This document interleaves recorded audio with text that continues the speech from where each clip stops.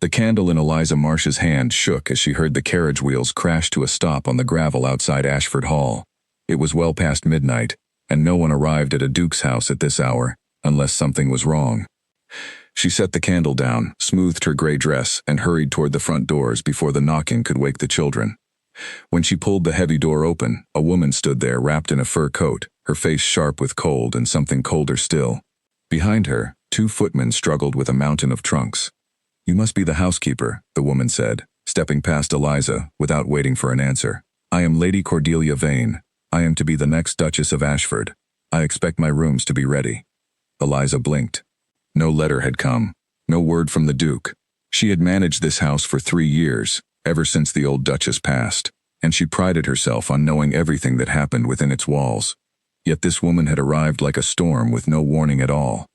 "Forgive me, my lady," Eliza said carefully. "We were not told to expect you. I will have a room prepared at once, but it will take a little time to make it fit for—" "Then hurry," Cordelia said, already walking toward the staircase, her heels striking the marble like small hammers. "I do not like waiting, and I like excuses even less." Eliza swallowed her pride and called for 2 maids, who came rushing down in their nightclothes, rubbing sleep from their eyes. Within the hour, a guest room was warmed, the bed made, and a tray of tea brought up, though Cordelia barely looked at any of them as they worked. She only watched Eliza, her eyes narrow and measuring, as if she were pricing a horse at market. The next morning, the truth came out over breakfast. Duke Nathaniel Ashford sat at the head of the long table, his face unreadable as always, while his small daughter Grace swung her feet under her chair and hummed to herself. Eliza stood near the sideboard, pouring tea, when the Duke finally spoke. "Lady Cordelia and I are to be married," he said, not looking up from his plate. "By the end of the season, my family has pressed me long enough about an heir, and I have agreed it is time." Grace's humming stopped. She looked at her father, then at the strange woman seated across from him, and said nothing, though her small hands gripped the edge of the table. Eliza kept her face still, though something in her chest tightened. It was not her place to have feelings about the Duke's marriage. It was her place to run his house well. She told herself this twice before she believed it even a little. "Congratulations, Your Grace," she said quietly, and stepped back into the shadow of the room, where servants were meant to stay. But Cordelia was not finished. She turned in her chair, her gaze sweeping over Grace with open distaste. "The child eats with the family?" she asked, as though Grace could not hear her, though the girl was sitting close enough to touch. "In my father's house, children took their meals in the nursery until they were old enough to behave properly." "Grace behaves very well," Eliza said before she could stop herself.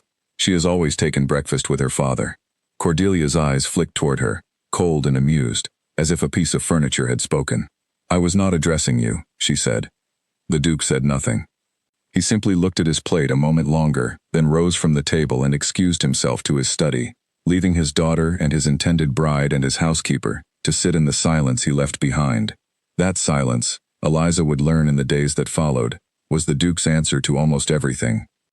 By the end of the first week, Cordelia had rearranged the drawing room without asking, dismissed a young maid named Alice for speaking out of turn, though the girl had only asked whether more coal was needed for the fire, and ordered the stable master Tobias to sell 2 of the old horses because she found their presence in the yard unfashionable.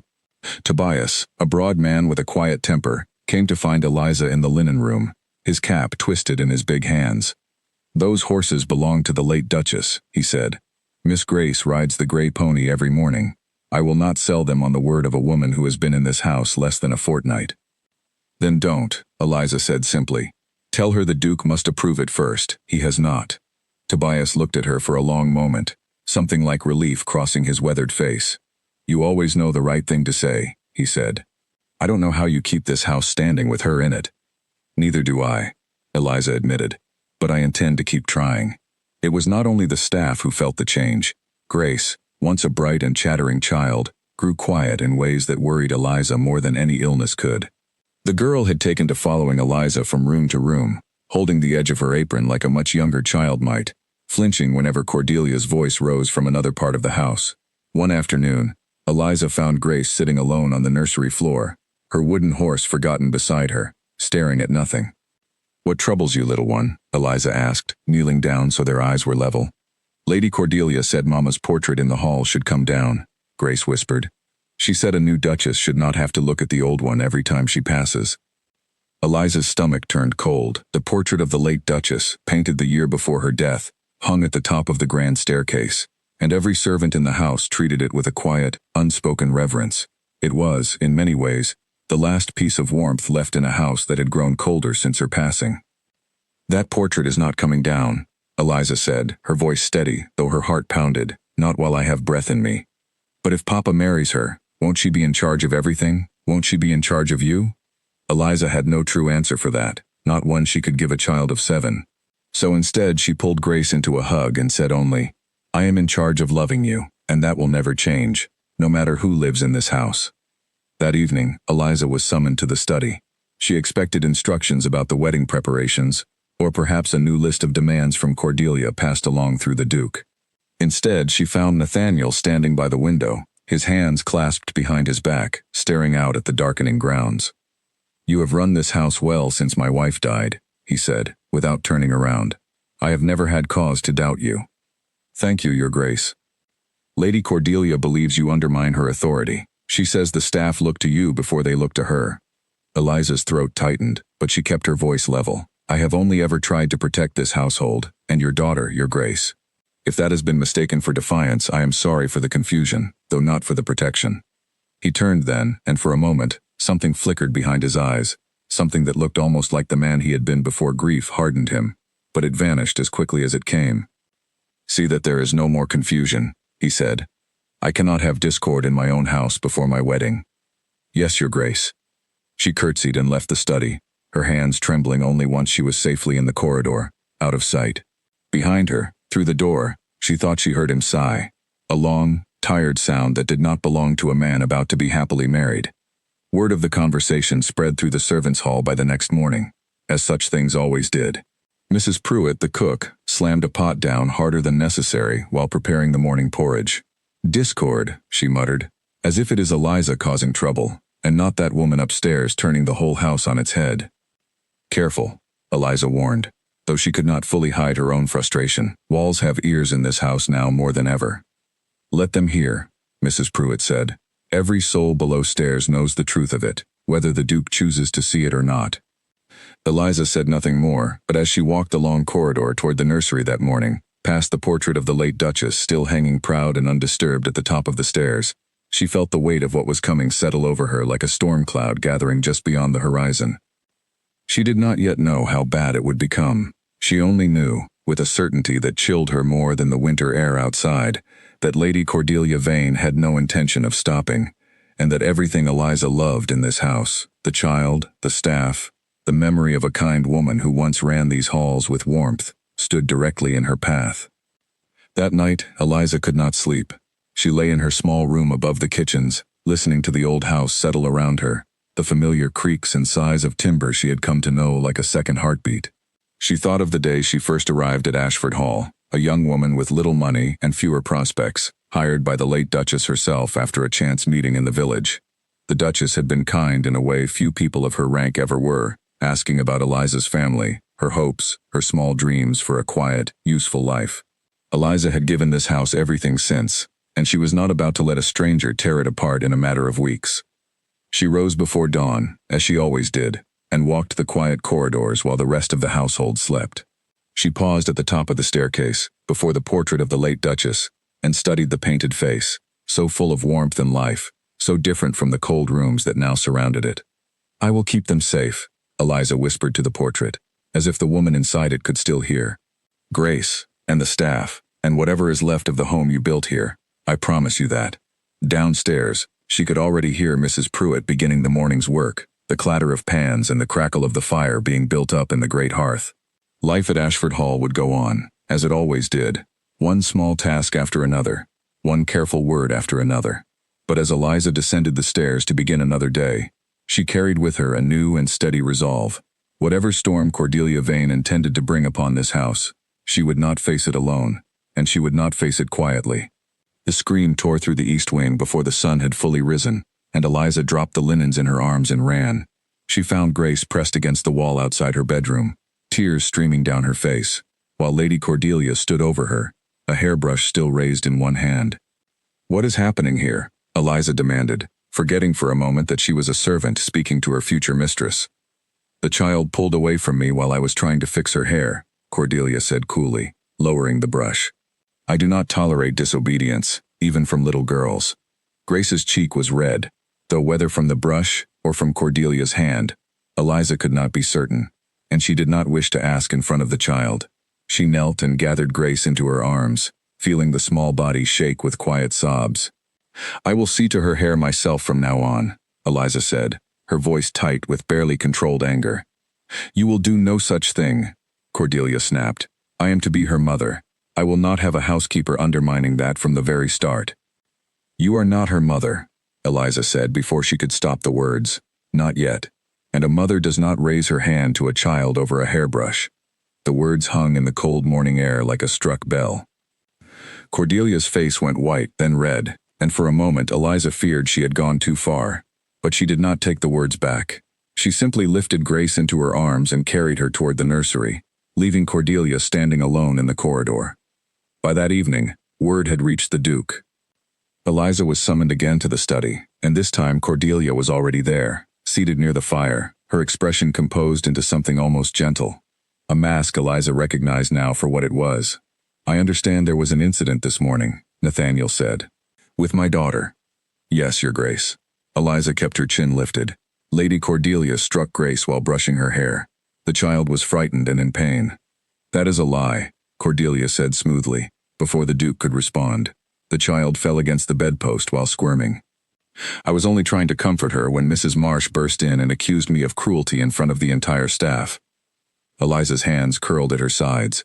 There were no other staff present, my lady, and Grace can tell you herself what happened, if you will only ask her. I will not have a 7-year-old's word taken over mine, Cordelia said, turning to Nathaniel with wide, wounded eyes. Nathaniel, surely you see how this looks. Your housekeeper contradicts me at every turn. She speaks to me as though I were beneath her notice. I begin to wonder whose house this truly is. The Duke was quiet for a long moment, his eyes moving between the two women. Eliza could see the exhaustion in his face, the weight of a man torn between grief for a wife he had lost and duty to a family that demanded he move forward. She wanted, desperately, for him to simply ask his daughter what had happened. It would have settled everything in an instant, but he did not. Eliza, he said finally, you have served this house faithfully for many years, and I do not forget that. But Lady Cordelia will soon be its mistress. I need you to find a way to work alongside her, not against her. I have only ever tried to protect Grace, Eliza said quietly. I know that, Nathaniel said, and for the first time, something softened in his voice. But you must also trust that I love my daughter, and I would never allow harm to come to her.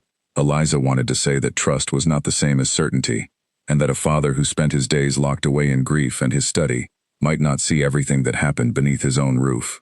But she held her tongue, curtsied, and left the room, aware of Cordelia's triumphant gaze following her out. The days that followed grew harder. Cordelia seemed to sense that the Duke's patience with open conflict was thin, and so she changed her methods. Rather than confronting Eliza directly, she began a quiet campaign, small and cutting, designed to wear away at the household's confidence rather than shatter it all at once. She complained that the meals were too plain, prompting Nathaniel to question Mrs. Pruitt's skills after 15 years of faithful service. She claimed the linen smelled of smoke, though every servant knew the chimneys had been swept only a month before. She told the Duke, in careful, sorrowful tones, that she worried the staff gossiped about her behind her back, though it was she who filled every idle hour whispering complaints into his ear. Mrs. Pruitt, red-faced and furious after being questioned about her cooking, cornered Eliza in the pantry one evening. 15 years, she said, her voice shaking. 15 years I have fed this family, and now I am told my soup is not fit for a duchess's table. That woman means to drive us all out, one complaint at a time, until there is no one left who remembers how this house used to be. I know, Eliza said softly. I see it too. Then what are we to do? The Duke will not hear a word against her. Eliza did not have an answer, not yet. But she felt something hardening inside her, a resolve that had nothing to do with pride, and everything to do with the people she had come to love within these walls. Tobias found her in the garden the next morning, staring out over the frost-covered hedges, lost in thought. You look like a woman carrying the weight of the whole house on her shoulders, he said, coming to stand beside her. Perhaps I am, Eliza admitted.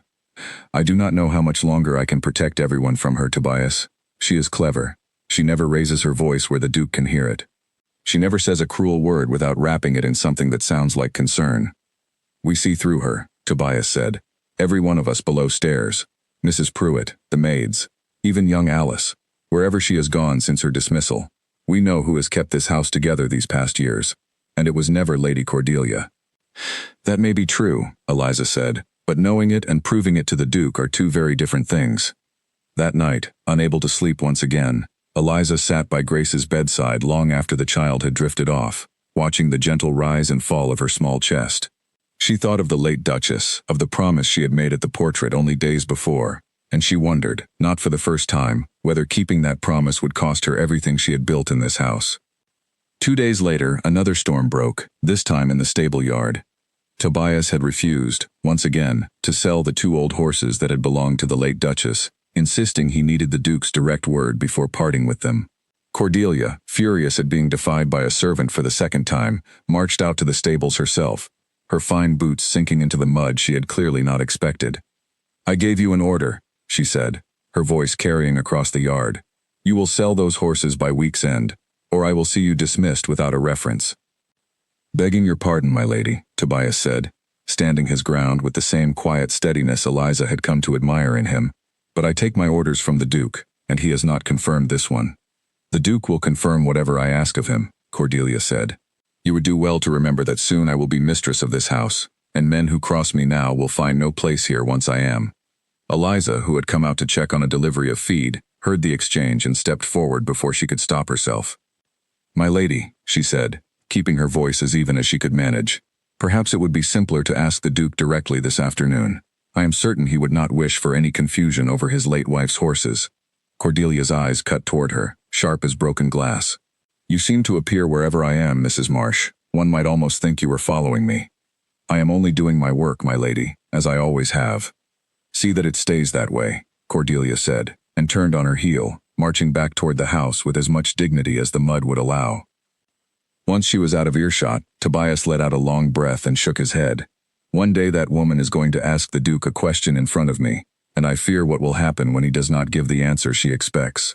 Let us hope, for all our sakes, that day comes soon," Eliza said. But the days that followed brought no such reckoning. Instead, Cordelia grew bolder in smaller, quieter ways, testing how far she could push before anyone dared to push back. She began inspecting the household accounts, questioning every shilling spent on the kitchen or the nursery, though she herself ordered new gowns from London without a second thought. She insisted the younger maids curtsy to her twice, once upon entering a room and once upon leaving, a small cruelty meant only to remind them of their place. It was Grace, in the end, who suffered the deepest wounds, though they left no mark anyone could see. The girl grew quieter with each passing day, retreating into herself, no longer running through the halls or laughing over her lessons the way she once had. She began asking Eliza the same question, again and again, in a small, worried voice. "You will not leave me, will you? Even after Papa marries her?" "Never," Eliza told her each time, kneeling to meet her eyes. "Not while there is breath in me." It was a promise Eliza intended to keep, though she was beginning to understand just how difficult that promise might become. Cordelia's campaign was not only against the staff, or even against Grace. It was, Eliza realized one long evening while sitting alone in the small parlor set aside for the housekeeper's use, a campaign to erase everything the late Duchess had built, to remake Ashford Hall entirely in her own cold image, with no trace of warmth left standing. She thought of writing to the Duke's sister, a kind woman who lived 2 counties away, and had always shown great affection for Grace. She thought of speaking to the family solicitor, who visited twice a year to review the estate's affairs, and who had known the late Duchess since her girlhood. But every plan felt too small against the growing weight of what she faced, and every hour that passed brought Cordelia's wedding day closer, when whatever power Eliza still held in this house would vanish entirely. Late that night, Mrs. Pruitt found her still awake, staring into the dying fire. "You cannot fight her alone, dear," the old cook said gently, settling into the chair across from her. "Whatever comes, you must remember that you are not the only one who loves this house, and loves that child. We are with you, every one of us below stairs, whether the Duke chooses to see it or not." "Thank you, Mrs. Pruitt," Eliza said softly. "I only hope that will be enough." "It will have to be," Mrs. Pruitt said, rising to bank the fire for the night, "because I do not believe that woman intends to stop until she has broken every one of us. or driven us from this house entirely. Eliza did not sleep well that night, nor for many nights after.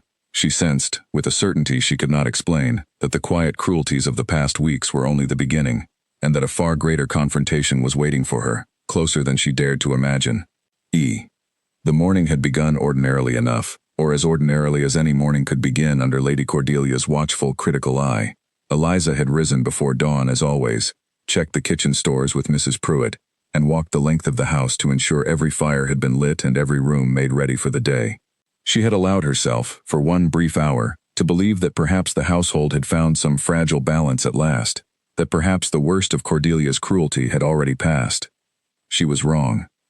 Cordelia had spent the early morning closeted with the Duke in his study, and though Eliza could not hear the words exchanged behind the heavy door, she caught glimpses of Cordelia's face as she emerged, flushed with satisfaction, a small, private smile playing at the corners of her mouth. Whatever had been discussed, Eliza sensed immediately that it did not bode well for her. She was proven right within the hour. The porcelain vase shattered against the nursery wall, and Grace's scream echoed through the corridor before Eliza had even reached the door. She burst inside to find the girl huddled in the corner, shaking, while Lady Cordelia stood over a mess of broken pieces and spilled water, her face twisted with fury. "She knocked it over on purpose," Cordelia said, breathing hard. "A gift from my own mother, and this ungrateful child threw it to the floor simply to spite me." "I did not," Grace sobbed. "I was only reaching for my book and it fell. I did not mean it. I did not mean it." Eliza crossed the room in 3 quick steps and gathered Grace into her arms, feeling the child's small heart pounding against her own chest. "An accident is not spite, my lady," Eliza said, her voice tight with the effort of staying calm. "She is a child. Children knock things over. It happens in every household in England. It happens in households where children are not indulged and coddled by servants who forget their place." Cordelia snapped. "This is precisely the problem, Mrs. Marsh. You have raised this girl to believe she may do as she pleases with no consequence, because you have never once corrected her." "I have raised her with love," Eliza said, "something this house sorely lacked before I came, and something it will lack again if you are allowed to strip it away entirely." The words left her mouth before she could stop them, sharper and more honest than anything she had said in the weeks since Cordelia's arrival. For a moment, the room went utterly silent, save for Grace's quiet sniffling against Eliza's shoulder. Then Cordelia's face went pale with rage, and she turned and swept from the room without another word. Eliza knew, even as she rocked Grace gently and murmured soft comforts into her hair, that this time there would be no quiet resolution behind a closed study door. This time, something had broken beyond repair, and it was only a matter of hours before the consequences arrived. They arrived that very evening. Eliza was summoned to the great hall, not the study, a detail that struck her as strange and troubling the moment the message reached her. The great hall was reserved for formal matters, for occasions when the Duke wished to be seen exercising his authority before witnesses. When she arrived, she found not only the Duke and Lady Cordelia waiting, but several members of the staff as well, gathered near the far wall, having been summoned on some pretense or another. Mrs. Pruitt stood among them, her hands twisted in her apron, and Tobias, his jaw set hard. Nathaniel stood near the great hearth, his face carved from stone, and Cordelia stood beside him, her chin lifted, her eyes bright with something that looked almost like triumph. "Eliza," the Duke began, and his voice, though quiet, carried through the vast room. "I have been told of the incident this afternoon, that you spoke to Lady Cordelia in a manner unbecoming of your position, in front of my daughter. Your Grace, if I may explain, you have undermined her authority at every turn since her arrival," he continued, as though she had not spoken at all. "I have asked you, more than once, to find a way to work alongside her. Instead, matters have only grown worse." Eliza felt the eyes of every servant in the room upon her, and she straightened her spine, refusing to let her voice shake. "Your Grace." Grace was frightened and in tears. "I only sought to comfort her. If I spoke sharply, it was because I could not bear to see a child treated as though her fear were a crime." "That is not how it was described to me," Nathaniel said. "Then perhaps," Eliza said, her voice rising despite herself, "you might ask your daughter what truly happened, rather than relying only on the word of the woman who frightened her in the first place." A sharp intake of breath moved through the gathered staff. Cordelia's eyes flashed, but she said nothing, letting the silence do her work for her. "Your Grace," Eliza continued, unable to stop the words now that they had begun. When your late wife lay ill for those final months, it was I who sat with her through the worst of the nights, when she could not sleep for the pain. It was I who taught Grace her letters when you could not bear to enter the nursery for the grief of it. I do not say this to boast, only to remind you that I have never once acted against this family's interests, not in 3 years, not in 3,000 small moments no one else troubled to notice. Nathaniel's face flickered, something raw passing behind his composed expression, but he said nothing, his jaw working silently as though caught between two answers he could not bring himself to speak. She exaggerates her own importance, Cordelia said quickly, sensing the shift in the room. Every household has a housekeeper who believes herself indispensable, Your Grace. It is precisely this kind of misplaced pride that leads to disorder. I have seen it before in other houses, and it never ends well for anyone involved. This is not misplaced pride, Mrs. Pruitt said suddenly from the back of the hall, unable to hold her tongue a moment longer. Begging your pardon, Your Grace, but every soul in this room knows the truth of what Mrs. Marsh has done for this family. Silence, Cordelia snapped, rounding on the cook. You forget your place as well, it seems. I know my place very well, my lady, Mrs. Pruitt said, standing her ground despite the tremor in her voice. It has simply never included staying silent while an injustice is done in front of me. Nathaniel raised a hand and the hall fell quiet once more. He looked between the two women, Eliza standing straight and proud despite her trembling hands, and Cordelia composed and cold beside him, and for a long moment, indecision warred openly across his features. Nathaniel's jaw tightened. You forget yourself. Perhaps I do, Eliza said, and something inside her, some final thread of caution, finally snapped.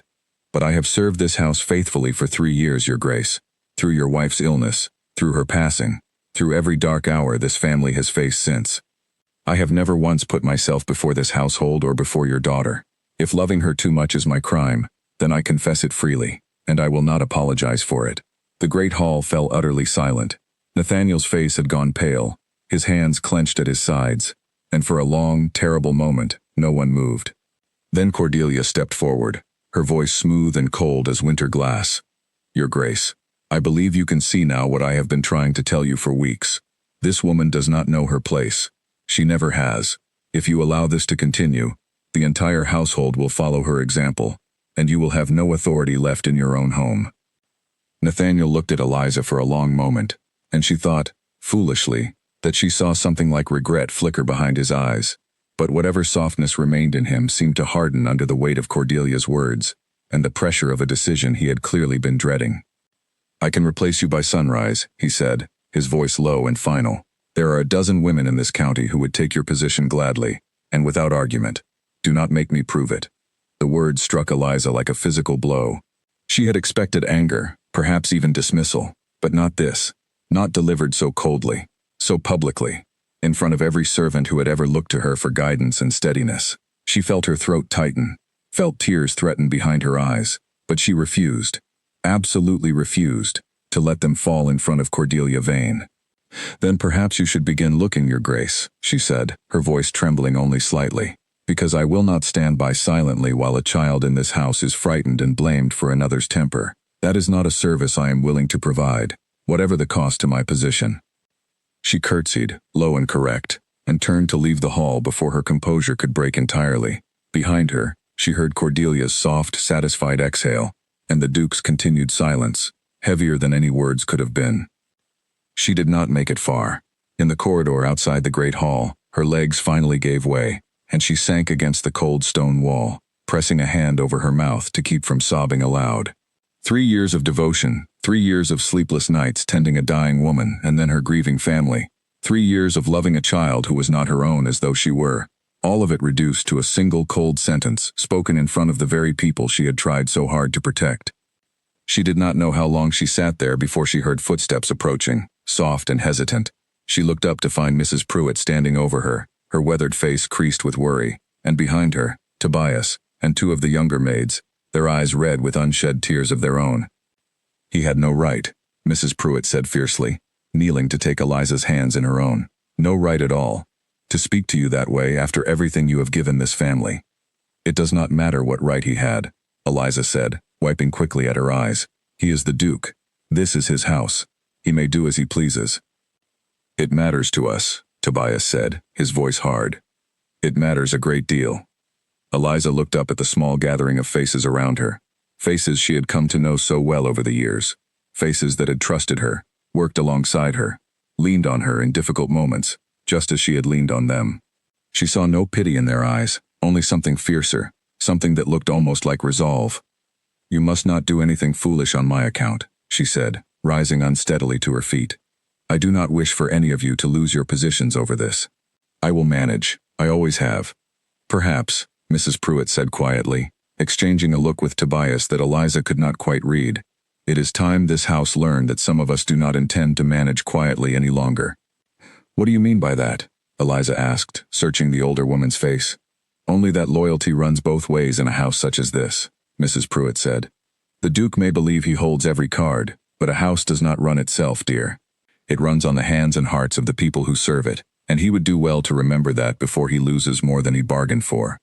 One of the younger maids, a slight girl named Polly who had only joined the household the previous spring, stepped forward timidly. "Mrs. Marsh, you taught me everything I know about this house, how to fold the linens the way the old Duchess liked them, how to lay a proper table, how to speak kindly to Miss Grace when she is frightened in the night. I do not know what I would do here without you to guide me." "You are stronger than you think, Polly," Eliza said gently, though her voice still trembled with the effort of holding herself together. "All of you are. Whatever happens to me, this house does not belong to Lady Cordelia's cruelty. It belongs to the people who care for it, with their whole hearts." Tobias shook his head slowly. "You speak as though you have already accepted your fate, as though there is nothing left to be done but wait for the sunrise the Duke spoke of. I do not accept it, not so easily." "There is little choice in the matter," Eliza said softly. "He is the Duke, Tobias. What can any of us do against his word?" "Perhaps more than you imagine," Tobias said, though he would say nothing further that night, only pressing her hand briefly, before disappearing down the corridor toward the servants' stairs, deep in thought. Eliza did not fully understand what those words meant, not that night. She returned to her small room above the kitchens and lay awake until the first gray light of dawn crept through her window, replaying the Duke's words again and again in her mind. "I can replace you by sunrise." She had given this family everything she had, and in the end, it seemed, that had never truly mattered at all. She thought of the late Duchess, of the promise she had whispered to that painted portrait only days before. She thought of Grace, asleep now, she hoped, in the nursery down the hall, unaware of the threat that had been spoken against the woman who loved her most in this world besides her own mother's memory. She thought of every small kindness she had shown this family over 3 long years, every night spent at a sickbed, every lesson patiently taught, every quiet moment of comfort offered when no one else in the great house had the heart to offer it. Perhaps, she told herself, it had all counted for nothing in the eyes of a duke consumed by grief and pressured by his family's expectations. Perhaps love and loyalty meant little against the demands of rank and duty, but even as these bitter thoughts circled through her exhausted mind, some smaller, stubborn part of her refused to fully believe it. She had seen the flicker of doubt in Nathaniel's eyes before he spoke his cruel words. She had heard the fierce defiance in Mrs. Pruitt's voice, in Tobias's quiet promise that he did not accept her fate so easily. Whatever storm was coming, she was beginning to understand that she might not weather it entirely alone. But as she finally drifted into an uneasy sleep, she did not yet know that below stairs, in the servants' hall she had left behind, something had already begun to stir, quiet and determined, that would soon make it very clear to the Duke of Ashford exactly how wrong he had been. A single knock on the study door pulled Nathaniel from his papers the following morning, sharper and more insistent than any servant had ever dared before. "Enter," he called, expecting perhaps a message about the wedding preparations. Instead, the door opened to reveal not one servant but nearly the entire household staff crowded into the corridor behind Mrs. Pruitt, who stood at the front with her chin lifted and her hands folded before her, the very picture of quiet defiance. Nathaniel set down his pen slowly, genuine surprise crossing his face. "What is the meaning of this?" "Your Grace," Mrs. Pruitt began, her voice steady despite the way her hands trembled at her sides. "We have come to speak with you about Mrs. Marsh. I have already made my position clear on that matter." "With respect, Your Grace, you have not heard our position," Tobias said, stepping forward beside the cook, "and we believe you owe us that much, after everything this staff has given this family." Nathaniel rose from his desk, his expression hardening. "I do not answer to my servants." "No," Mrs. Pruitt agreed, "you do not. But perhaps it is time someone told you the truth of what happens in this house when you are shut away in this study, grieving in your own fashion, while the rest of us hold everything together as best we can." The room fell silent for a moment. Nathaniel's jaw tightened, but he did not order them away, and something in his stillness told Eliza, who stood at the very back of the gathered crowd, unseen and unsummoned, that he intended to listen, however reluctantly. "Mrs. Marsh has run this house since your wife's illness began," Mrs. Pruitt continued. "She managed every detail of the late Duchess's care, every difficult night, every hard decision, so that you would not have to carry that burden alone atop your grief.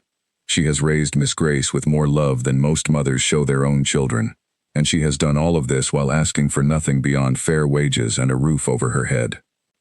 And now," Tobias added, "you threaten to cast her out on the word of a woman who has been in this house less than a month, a woman who has struck your daughter, dismissed loyal staff without cause, and turned this household into a place of fear rather than the home it once was." "That is a serious accusation," Nathaniel said quietly. "It is the truth, Your Grace," said Polly, the young maid, her voice shaking but determined. "I have seen it with my own eyes. We all have." One by one, the staff who had gathered spoke, some haltingly, some with growing confidence, as they saw that the Duke did not silence them. The gardener spoke of Cordelia's dismissive treatment of his work in the late Duchess's rose beds, torn up on a whim to make room for a fashionable new fountain. A young footman spoke of harsh words directed at him over a spilled tray, words far crueler than the small accident deserved. Even the stern old butler, a man who rarely offered his opinion on anything beyond the running of the household, stepped forward to speak on Eliza's behalf, his voice gruff with an emotion he clearly found difficult to express. "I have served this family for 20 years, Your Grace," he said. "I served your father before you, and I have never once seen this house run with more care and devotion than it has under Mrs. Marsh's guidance these past 3 years. If she goes, Your Grace, I fear I must go as well, for I could not in good conscience remain in a house that treats such loyalty so poorly." Nathaniel's face had gone pale by the time the butler finished speaking. He looked around at the faces gathered before him, faces he realized, with a growing sense of shame, he had rarely troubled himself to truly see in the months since his wife's death. He had been so consumed by his own grief, so pressured by his family's demands for an heir, that he had allowed a stranger to walk into his home and dismantle everything that had kept it standing. "You would all resign," he said slowly, "over the dismissal of a housekeeper." "We would resign," Mrs. Pruitt said firmly, "over the injustice of it, Your Grace. Mrs. Marsh is not merely a housekeeper to this family. She is the reason your daughter still laughs, still feels loved, still has a warm hand to hold in the night when nightmares come. She is the reason this house has continued to function these past difficult years, while you and your family navigated grief none of us could fully understand. To cast her aside now, on the word of a woman who has shown this household nothing but cruelty, would be a betrayal none of us could stand by and watch quietly." The study fell into a heavy silence. Nathaniel turned toward the window, his back to the gathered staff, his shoulders tense with the weight of what he had just heard. When he finally spoke again, his voice was quieter than before, stripped of its earlier authority. "Leave me," he said. "I must think." The staff filed out slowly, uncertain whether they had won any ground at all, or simply delayed the inevitable. Eliza, who had remained silent throughout the entire exchange, caught Mrs. Pruitt's eye as they left the study, and the older woman gave her a small, tired smile. "We tried," Mrs. Pruitt said softly, once they were safely out of earshot. "Whatever comes now, dear, know that we tried." "You did more than try," Eliza said, her voice thick with emotion. "I do not know how to thank any of you for what you have just done." "You do not need to thank us," Tobias said. "You have earned this loyalty 100 times over, whether you believe it or not." But the household's troubles were far from over. Word of the staff's defiance reached Cordelia within the hour, and she stormed into the study without waiting to be announced, her face flushed with fury. "You allowed them to speak to you this way," she demanded. "In your own study, questioning your authority, threatening to abandon this household entirely. Nathaniel, this cannot stand. You must dismiss every one of them, starting with that insufferable cook, before this rebellion spreads any further." "Enough," Nathaniel said, his voice sharper than Cordelia had likely ever heard it. "I have had quite enough, Cordelia." She blinked, momentarily silenced by the change in his tone. "I have spent the last month," he continued, "watching this household grow smaller and colder with each passing week, and I told myself it was simply the difficult process of blending two lives together, of finding a new balance after my wife's passing. But I begin to wonder now whether I have been blind to something far more troubling. Nathaniel, surely you do not believe the word of servants over your own intended wife." "I believe," he said slowly, that an entire household does not stand together in open defiance of my authority without good cause. I have known these people for years, Cordelia. Some of them served my father before me. They do not act rashly, and they do not lie. Cordelia's composure cracked, just slightly, before she quickly gathered herself once more. You are allowing sentiment to cloud your judgment. I have only ever tried to bring order and proper standards to a household that had grown lax under a servant's mismanagement. Perhaps, Nathaniel said, though something in his voice suggested he no longer believed his own words as fully as he once had. Or perhaps I have simply not looked closely enough at what has truly been happening in my own home. He did not dismiss Eliza that day, nor did he formally reverse his earlier threat, but something had shifted, subtly and unmistakably, in the balance of power within Ashford Hall, and every servant who had stood together in that study that morning could feel it, a small but undeniable crack in Cordelia Vane's carefully constructed authority. That evening, as Eliza tucked Grace into bed, the little girl looked up at her with wide, hopeful eyes. "Papa did not send you away," she said softly. "Does that mean everything will be all right now?" Eliza smoothed the girl's hair back from her forehead, choosing her words carefully. "I do not know what will happen, little one, but I know that you are loved, by me, and by every person in this house who stood together today. Whatever comes, remember that." Grace nodded slowly, her eyelids growing heavy, and within minutes she had drifted off to sleep, her small hand still curled around Eliza's fingers. Eliza sat with her a while longer, watching the peaceful rise and fall of her breathing, and allowed herself, for the first time in weeks, a small and cautious flicker of hope. Later that night, once Grace had fallen fully asleep, Eliza made her way down to the servants' hall, where the staff had gathered in quiet celebration of the small victory they had won that morning. Mrs. Pruitt had set out a plate of leftover cakes from the afternoon's tea, and even the usually stern old butler allowed himself a small, rare smile as he sat among the younger servants, listening to Tobias recount the moment the Duke had finally silenced Cordelia in the study. "You should have seen his face," Tobias said, shaking his head with something like wonder. "In 3 years working these stables, I have never once heard the Duke raise his voice to her, not once. But today, something in him finally woke up." "Do not celebrate too soon," the butler warned, though his tone was not unkind. "A duke's temper can shift like the wind, and Lady Cordelia is not a woman who loses gracefully. I have seen her sort before, in other great houses. They do not simply accept defeat and retreat quietly." "Let her try what she likes," Mrs. Pruitt said stubbornly. "She will find this household is not so easily broken, not now that we have shown ourselves willing to stand together."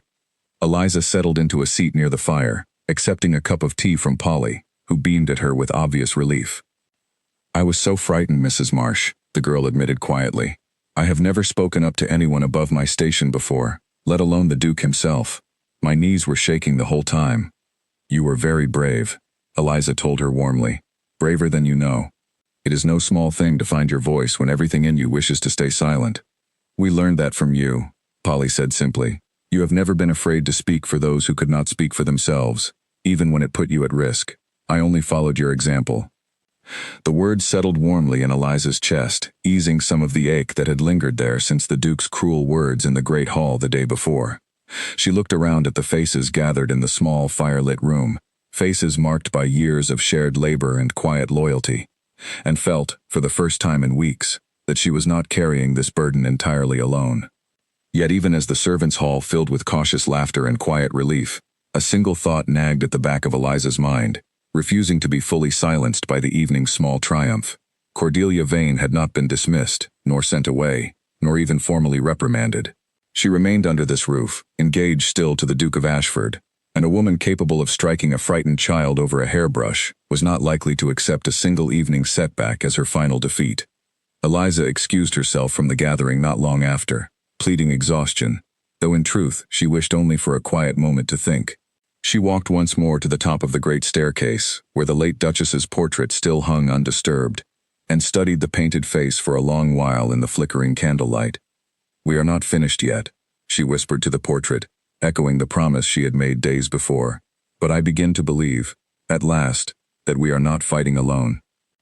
She did not yet know how right she was, nor how soon the true test of that unity would arrive, delivered not through cruel words in a crowded hall, but through an act of such open cruelty that even Nathaniel Ashford, blinded as he had been by grief and duty, would no longer be able to look away.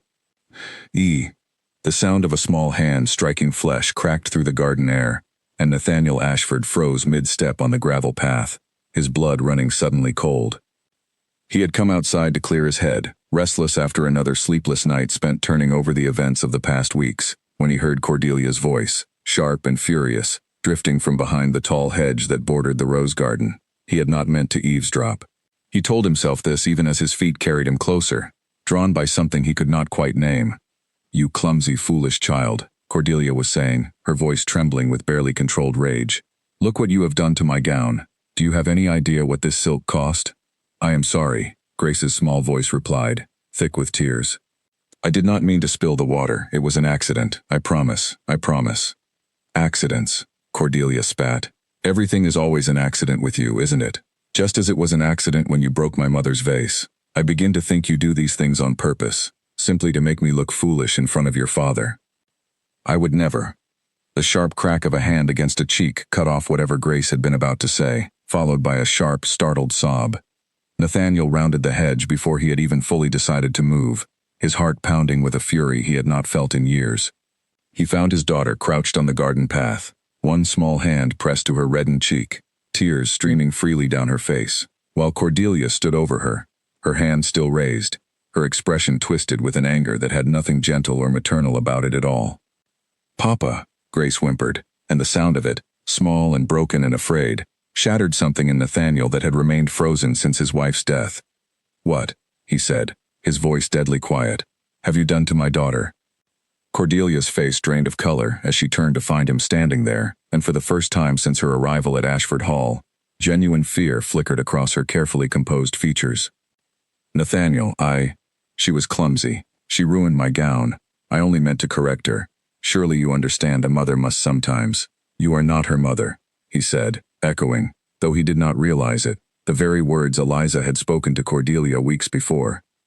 "You have never been her mother, and after what I have just witnessed, you never will be." He crossed the garden path in swift strides and knelt beside his daughter, gathering her carefully into his arms. She clung to him, sobbing into his shoulder, and he felt the full weight of every moment he had failed to notice, every warning sign he had dismissed or excused away in the weeks since Cordelia's arrival. "I am so sorry," he murmured into her hair, his own voice thick with emotion he had not allowed himself to feel in a very long time. "I am so sorry, Grace. I should have seen this sooner. I should have listened." "You are overreacting," Cordelia said, though her voice had lost much of its earlier confidence. "It was a single moment of frustration, nothing more. Every parent loses their temper occasionally, Nathaniel. Surely you cannot mean to end everything over one small slap." Nathaniel rose slowly, still holding Grace close against his side, and turned to face her with an expression of such cold contempt that Cordelia visibly recoiled. "One small slap," he repeated. "Just as it was one small dismissal when you sent Alice away for asking about coal. Just as it was one small complaint when you questioned Mrs. Pruitt's cooking after 15 years of faithful service. Just as it was one small demand when you tried to sell my late wife's horses without my consent. How many small moments, Cordelia, before I was meant to notice the pattern they formed?" Cordelia's mouth opened, then closed again, no ready lie or excuse coming to her defense this time. "I have been a fool," Nathaniel continued, his voice hardening with each word. "I allowed my grief to blind me to what was happening in my own household. I allowed pressure from my family, and my own exhaustion, to convince me that accepting your presence here was simpler than questioning it. But I will not make that mistake a moment longer. Nathaniel, please, think of what people will say. Think of the arrangement between our families. Think of—" "I am thinking," he said, "of my daughter's frightened face, and of the many months I spent doubting the one person in this house who has never once given me cause to doubt her. I am thinking of Eliza Marsh, whom I threatened to dismiss on your word alone, without ever once questioning whether your word deserved that trust." He turned and began walking back toward the house, Grace still cradled against him, leaving Cordelia standing alone amid the roses, her composure finally, completely shattered. Inside, the household buzzed with the news within the hour, passed from servant to servant in hushed, disbelieving whispers. Eliza, summoned urgently to the nursery, found Nathaniel sitting beside Grace's bed, gently pressing a cool cloth to the girl's reddened cheek, his face etched with a grief and guilt Eliza had never before seen him wear so openly. "Your Grace," she said softly, kneeling beside the bed on Grace's other side. "What happened?" "I saw it," he said, his voice hollow. I saw her strike my daughter with my own eyes, and I heard the things she said to her, the cruelty in her voice. I do not know how I allowed myself to remain blind to this for so long. Eliza said nothing, only reached for Grace's small hand and pressed it gently between her own. I threatened to dismiss you, Nathaniel continued, on the word of a woman who has shown my daughter nothing but cruelty since the day she arrived in this house. I spoke to you in front of my entire staff as though your years of devotion meant nothing at all. I do not know how to begin to make amends for that. You do not owe me amends tonight, Your Grace, Eliza said quietly. Tonight, Grace needs comfort, not apologies exchanged over her bed. He nodded slowly, chastened, and together they sat with Grace until her tears finally subsided and exhaustion pulled her into a fitful sleep. When she had finally settled, Nathaniel rose and gestured for Eliza to follow him into the corridor, where they could speak without disturbing the sleeping child. I do not know how to undo the damage I have caused, he admitted, once they stood alone beneath the flickering candlelight of the hall. Cordelia will need to leave this house, of course, and soon, but I fear the harm done to Grace's trust, and to yours, may not mend so easily. Trust can be rebuilt, Your Grace, Eliza said. It takes time, and patience, and consistency, but it can be rebuilt. Grace loves you. She has never stopped loving you, even in the moments when your attention was turned elsewhere. Children are remarkably forgiving when they are given reason to be. And you? He asked quietly. Can you forgive a man who threatened to cast you out after everything you have given this family, simply because he was too consumed by his own grief to see the truth in front of him? Eliza considered the question carefully before answering, unwilling to offer empty reassurance where honesty was needed instead. I do not know yet, Your Grace. I believe I understand why you acted as you did, even if I cannot fully excuse it. Grief is a heavy burden, and pressure from one's family heavier still. But trust, as I said, takes time to rebuild, on both sides. He nodded slowly, accepting this without argument, and for a long moment they stood together in silence, the weight of the evening's revelations settling heavily between them. I will speak with Lady Cordelia tonight, he said finally. The engagement is finished. I will not have her under this roof a moment longer than necessary to arrange her departure. And your family's pressure for an heir? Eliza asked, though she was not entirely certain why the question mattered so much to her. My family's pressure, Nathaniel said, will simply have to wait until I find a match built on something more honest than convenience and reputation.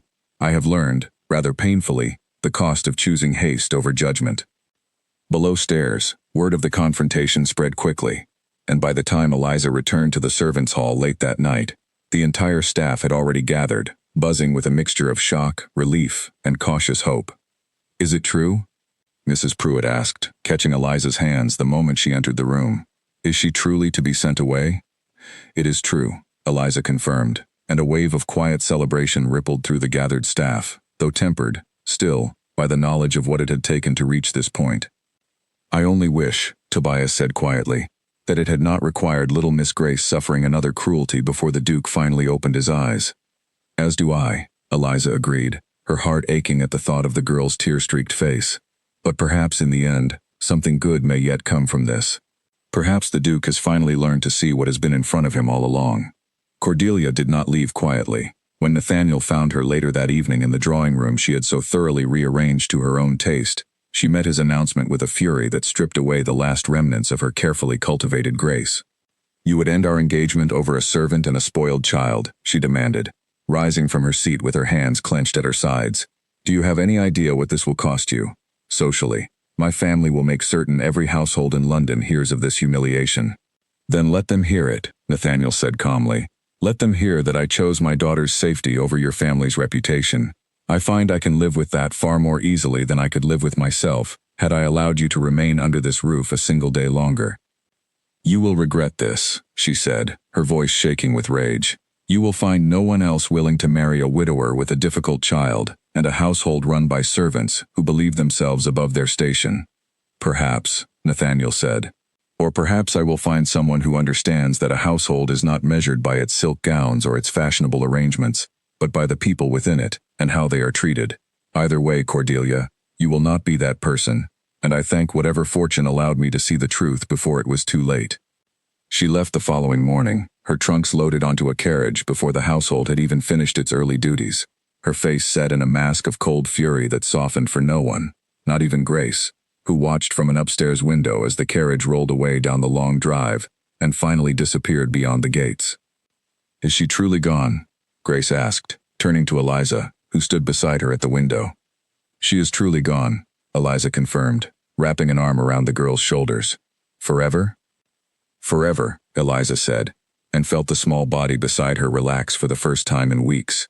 A tension she had not fully realized Grace was carrying, finally beginning to ease. The household, too, seemed to breathe easier in the days that followed. Mrs. Pruitt returned to her kitchen with renewed energy, humming old tunes as she worked, no longer glancing nervously toward the door for fear of unwelcome criticism. Tobias no longer flinched at the sound of hurried footsteps in the stable yard, certain they belonged to another impossible demand. Even Polly, still young and easily frightened, walked the corridors with a lighter step, her curtsies no longer performed out of fear but simple, easy habit. Yet Eliza noticed, too, a change in the Duke himself, subtle but unmistakable. He began joining Grace for breakfast each morning without fail, listening attentively as she chattered about her lessons or her adventures with the old gray pony in the stable yard. He walked the grounds with her in the afternoons, something he had not done since before his wife's illness had consumed the household's attention. And more than once, Eliza caught him watching her, across the breakfast table or in a quiet corridor, with an expression she could not quite name, something thoughtful and searching that lingered a moment longer than simple gratitude required. "He looks at you differently now," Mrs. Pruitt observed one afternoon, catching Eliza's eye as they worked together in the kitchen. "Have you noticed?" "I do not know what you mean," Eliza said, though a faint warmth crept into her cheeks that she could not fully explain away. "I think you know precisely what I mean," Mrs. Pruitt said, a knowing smile tugging at the corner of her mouth. "But I will say no more on the matter, only that a house healing from cruelty sometimes finds unexpected blessings in its wake." Eliza said nothing in response, though she found herself returning to those words often in the quiet hours of the evening, turning them over in her mind alongside memories of Nathaniel's kneeling beside his daughter's bed, his voice thick with guilt and grief, and his quiet request for her forgiveness in the candlelit corridor outside the nursery. She did not yet allow herself to hope for anything beyond the household's continued healing, mindful of how quickly hope had been crushed once before in this very house. But something had shifted, unmistakably, in the weeks since Cordelia's departure, and Eliza found herself watching the days ahead with a cautious curiosity she had not felt in a very long time. She did not yet know how deeply that lesson had settled into Nathaniel Ashford's heart, nor how completely the events of the following weeks would transform not only his household, but his understanding of the quiet, steady devotion that had held it together through the darkest years of his life. A letter arrived from London on a gray autumn morning, and the moment Eliza saw the crest pressed into the wax seal, her stomach dropped with a familiar dread. She carried it to the study, where Nathaniel sat reviewing the estate accounts, and set it before him without a word. He broke the seal, scanned the contents quickly, and his expression darkened with each passing line. "My aunt writes that rumors have reached the family already," he said, setting the letter down with a heavy sigh. "Cordelia has wasted no time spreading her version of events across every drawing room in London. My aunt insists I must find a suitable match quickly, before the family name suffers further damage." Eliza felt her chest tighten, though she kept her expression carefully neutral. "What will you do, Your Grace?" "I do not know," he admitted, running a hand through his hair in a gesture of frustration she had rarely seen him display so openly. "I have spent the past weeks finally learning to trust my own judgment again, only to have that judgment questioned once more, this time by my own family." "Perhaps," Eliza said carefully, "your family's judgment is not the one that matters most in this decision." He looked up at her then, something searching in his gaze. "What do you mean?" "Only that you have spent 3 years, Your Grace, letting others decide what was best for this household. Look, your family pressured you toward Cordelia, and look what came of that. Perhaps it is time you trusted your own heart in this matter, rather than the expectations of people who do not live within these walls, who do not see Grace's laughter each morning, or understand what this house has survived." He was quiet for a long moment, studying her with an intensity that made her pulse quicken despite her best efforts to remain composed. "And what does my heart tell me, in your estimation?" he asked softly. Eliza's breath caught, uncertain how to answer such a question without revealing more than she intended. "That is not for me to say, Your Grace." "Is it not?" he said, rising slowly from behind his desk. "I have found, these past weeks, that my heart speaks quite clearly on one particular matter, if only I allow myself to listen." He crossed the room slowly, stopping close enough that she could see the earnestness in his eyes, stripped now of the coldness that had defined him for so long. "Eliza," he said, I have spent 3 years watching you care for this household, for my daughter, with a devotion I did not fully appreciate until I nearly lost it entirely. I threatened to send you away without a second thought, believing the lies of a stranger over the loyalty you had shown me every single day since my wife's passing. I do not deserve a moment more of your patience, and yet I find myself asking for it regardless. Your Grace, she began, uncertain what he intended to say, though her heart had already begun to race with a hope she scarcely dared to acknowledge. Let me finish, he said gently. I have thought of little else these past weeks besides the courage you showed in that great hall, speaking truth to power, even at the cost of your own position. I have thought of the tenderness you show Grace each day, tenderness that comes not from duty, but from genuine love. And I have thought, more than I probably should admit, of what this house might become if I were fortunate enough to build a future alongside someone who has already proven, time and again, exactly the kind of heart she carries. Eliza's eyes filled with tears she could not quite hold back. Your Grace, I am a housekeeper. Society would never accept such a match, and your family has already made their expectations abundantly clear. My family, he said firmly, will simply have to adjust their expectations. I spent years allowing duty and grief to govern every decision I made, and it very nearly cost me everything that mattered most. I will not make that mistake again, not when it comes to a matter as important as this. And Grace? Eliza asked softly. What would she think? As if summoned by the very mention of her name, a small voice piped up from the study doorway, where Grace had apparently been listening far longer than either adult had realized. I think, the girl said, stepping into the room with a shy but hopeful smile, that it would be the best thing that has ever happened in this whole house. Nathaniel laughed, a sound so unfamiliar and warm that it startled even Eliza, who could not recall the last time she had heard genuine joy in his voice. He crossed the room and lifted Grace into his arms, and for a long moment, the three of them stood together in a silence that felt, for the first time and longer than Eliza could remember, entirely peaceful. Well, Nathaniel said finally, setting Grace back down and turning to Eliza with a question in his eyes. It seems my daughter has already given her blessing. I can only hope you might consider giving yours as well. Eliza wiped at her eyes, laughing despite herself through the remaining tears. You are asking me to marry you, Your Grace, in the middle of your study, with the household accounts still open on your desk? I am asking you, he said, taking her hands gently in his own, because I could not bear to wait a single day longer to say what I should have realized far sooner than I did.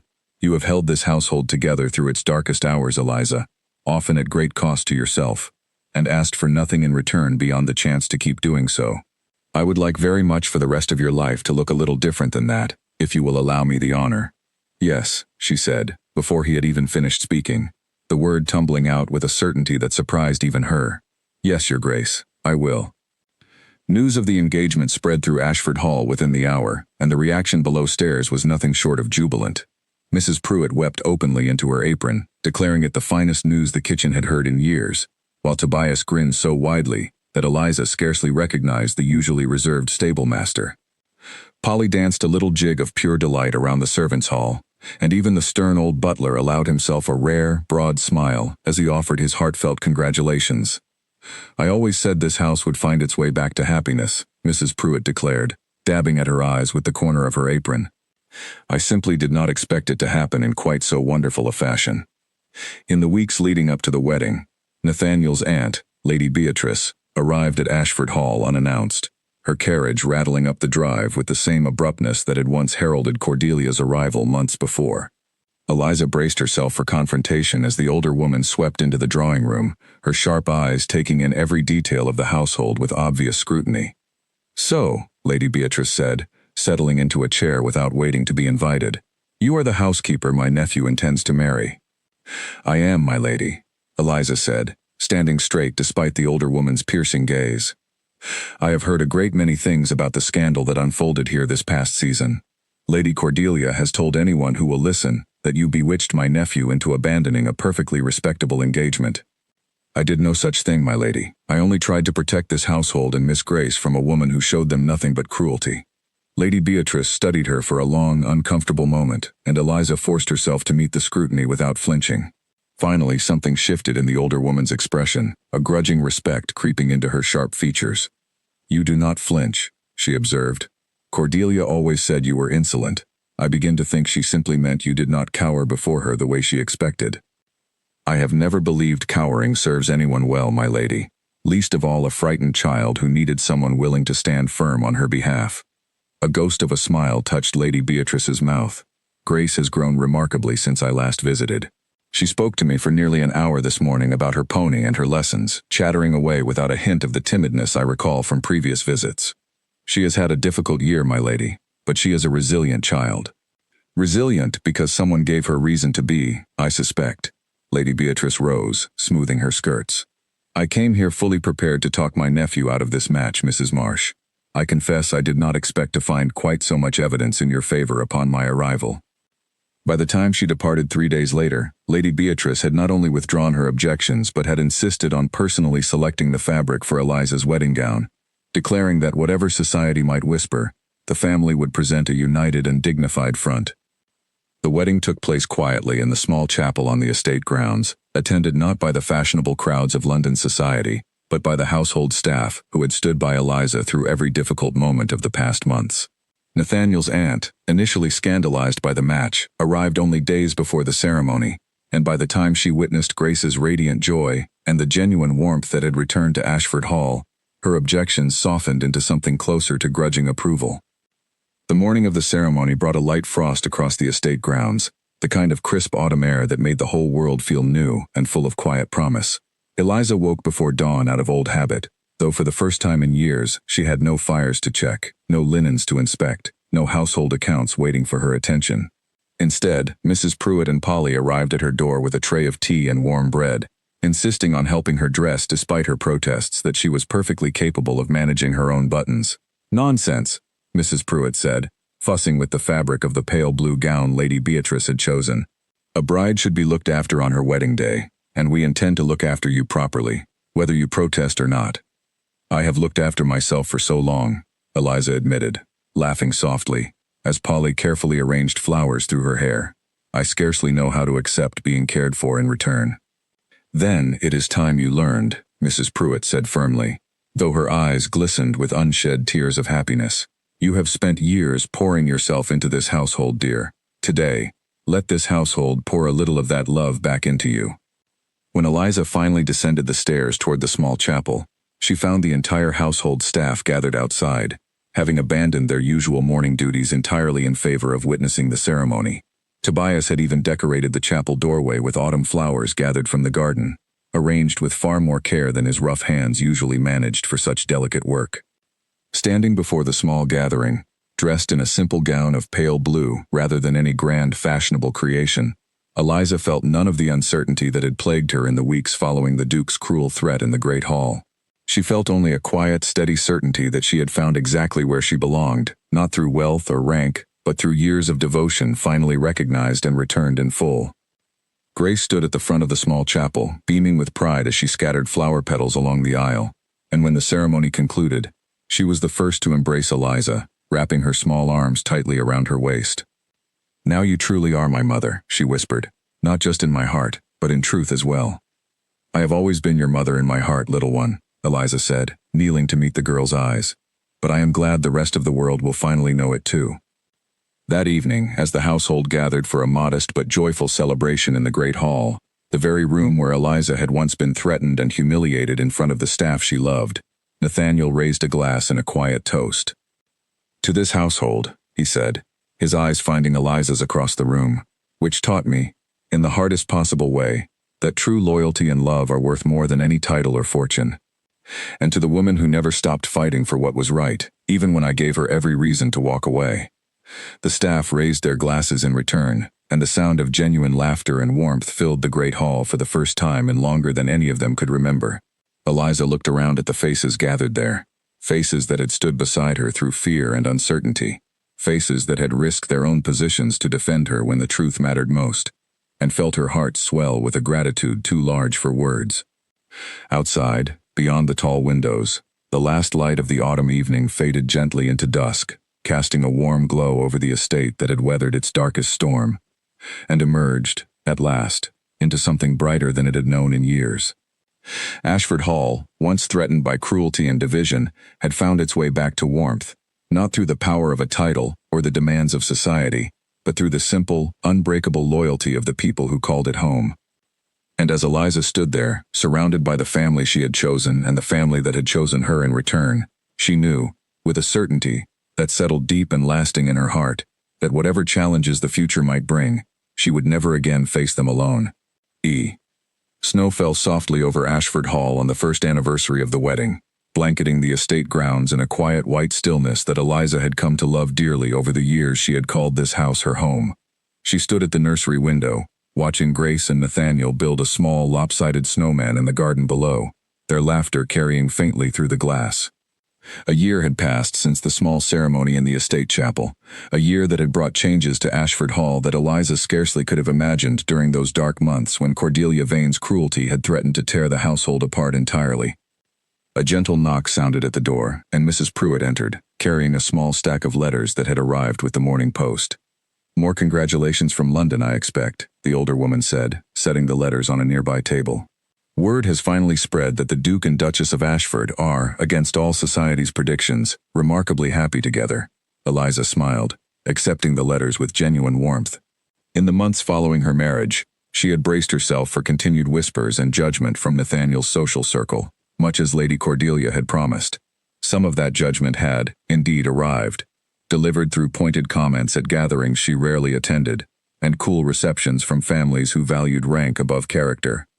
But far more surprising had been the quiet, steady respect that grew in its place, as visitors to Ashford Hall witnessed firsthand the genuine warmth and order that had returned to the household, and the obvious devotion between the Duke and his new wife.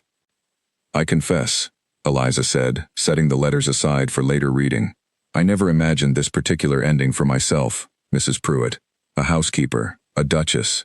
It still feels, some mornings, like a dream I might wake from." "It is no dream, dear," Mrs. Pruitt said fondly. "It is simply what you earned, through years of quiet devotion no one else troubled to properly notice, until fate finally saw fit to reward it." Below in the garden, Grace's delighted shriek carried up through the window as Nathaniel, in a rare moment of playfulness, scooped a handful of snow and tossed it gently in her direction.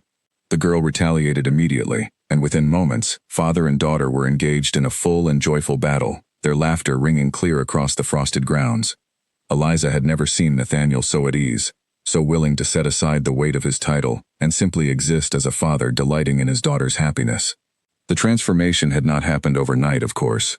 Grief, she had learned, did not vanish simply because circumstances improved, and there had been quiet evenings in the early months of their marriage when she found him standing before his first wife's portrait, lost in memories that still occasionally pulled him under.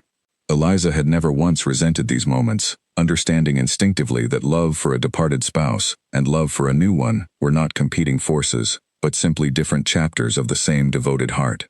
"You have given him back to himself," Mrs. Pruitt observed, following Eliza's gaze toward the window. "I have served this family many years, dear, and I have never seen the Duke so thoroughly restored to the man he was before grief took hold of him.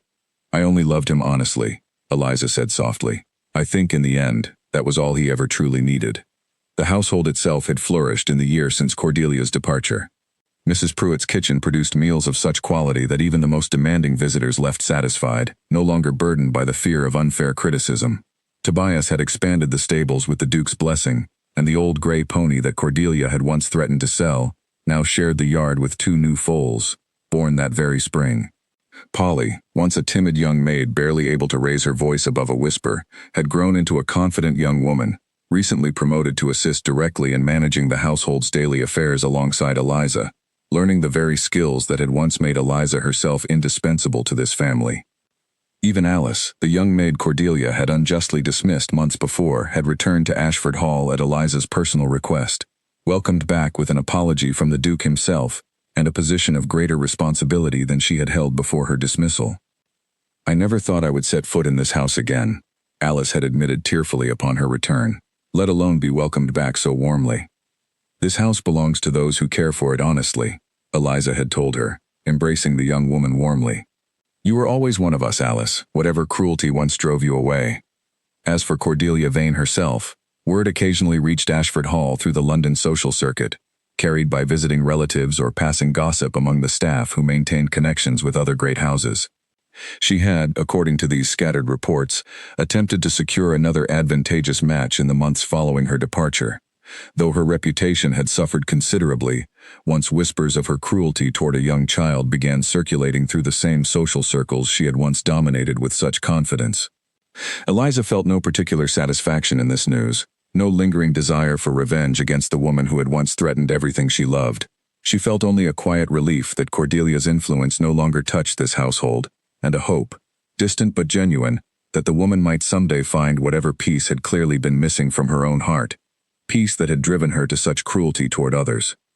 That evening, after Grace had been tucked into bed following an exhausting afternoon of snow battles and hot cocoa by the fire, Eliza found Nathaniel standing once again at the top of the great staircase, before the portrait of his first wife that still hung there, undisturbed, exactly as Eliza had promised so long ago. "I think of her often," he admitted, as Eliza came to stand beside him. "Especially on days like today, when Grace laughs so freely. I see so much of her mother in that laughter." "I am glad," Eliza said gently, slipping her hand into his. "I would never wish for you to forget her, Nathaniel. She gave you Grace, and she loved this house long before I ever arrived here. Her memory deserves to be honored, not set aside." He turned to look at her, something deeply tender in his expression. "You have never once asked me to choose between honoring her memory and loving you fully. I do not know many women who would show such grace." "It was never a choice to make," Eliza said simply. "Love does not work that way, not the honest kind. There is room in a heart for many kinds of love, held alongside one another, each honoring its own place." They stood together a while longer before the portrait, watching the candlelight flicker gently across the painted face of the woman who had first built this household's foundation of warmth, a foundation that Cordelia Vane had nearly destroyed, and that Eliza had fought so hard to protect and restore. Downstairs, the sound of the household settling in for the evening drifted up faintly, the familiar creak of old timber, the distant clatter of Mrs. Pruitt closing up the kitchen for the night, the quiet murmur of Tobias checking the stables one final time before retiring. It was the sound of a home fully alive, fully at peace, exactly as it deserved to be. "Come," Nathaniel said finally, drawing Eliza gently away from the staircase. "Let us not spend our anniversary evening standing in cold corridors. There is a warm fire waiting, and I believe our daughter left instructions that we were not to finish the last of the cocoa without her tasting it first tomorrow morning." Eliza laughed, the sound light and genuine, echoing softly through the halls of a house that had weathered its darkest storm and emerged into something far brighter than it had ever known before. As they made their way down the staircase, Nathaniel paused at the bottom step, turning to face her with an expression she had come to know well over the past year, one that told her he had something meaningful still to say. "I have been thinking," he said, "of everything that happened before you and I found our way to this moment. The threat I made in that great hall still haunts me, Eliza. I can replace you by sunrise. I meant those words to sound final, to end the matter entirely. And instead they very nearly cost me the one thing in this house I could never truly replace at all. You have more than made amends for those words, Nathaniel," she said softly. 100 times over, in every day since." "Perhaps," he said, "but I want you to know that I have never forgotten how close I came to losing you through my own blindness. I intend to spend the rest of my life making certain you never doubt your place in this family again, not for a single moment." "I have not doubted it in a very long time," she assured him, reaching up to touch his cheek gently. "This house taught me long ago that love, real love, is proven not through grand words, but through the small, steady choices made every single day. You have made those choices, again and again, since the day Cordelia left this house." He caught her hand and pressed a gentle kiss to her palm, and together they walked toward the drawing room, where a fire crackled warmly against the cold winter evening outside. Mrs. Pruitt had left a tray of tea and small cakes waiting for them, along with a folded note in her careful, looping handwriting. "To the Duke and Duchess, on this happy anniversary, from a household that will always remember what true loyalty looks like, and will always be grateful it found its way home." Eliza smiled through sudden tears as she read the note aloud to Nathaniel, who wrapped an arm around her shoulders and pulled her close against him. "We are fortunate," he murmured, "to be surrounded by people who love this family so completely." "We are," she agreed, "and I intend to spend every remaining year of my life making certain that love is returned to them, tenfold, exactly as they once returned it to me when I needed it most." Outside, the snow continued to fall gently over Ashford Hall, blanketing the estate in quiet, peaceful white, while inside, a family that had nearly been torn apart by cruelty sat together beside a warm fire, bound not by rank or convenience, but by a devotion that had proven, in the end, far stronger than any threat spoken in anger, and far more lasting than any cold word meant to wound. Together they descended the stairs toward the warmth waiting below, leaving behind them a portrait that watched over a household finally completely healed, and a future that stretched ahead of them both, bright and certain and entirely their own.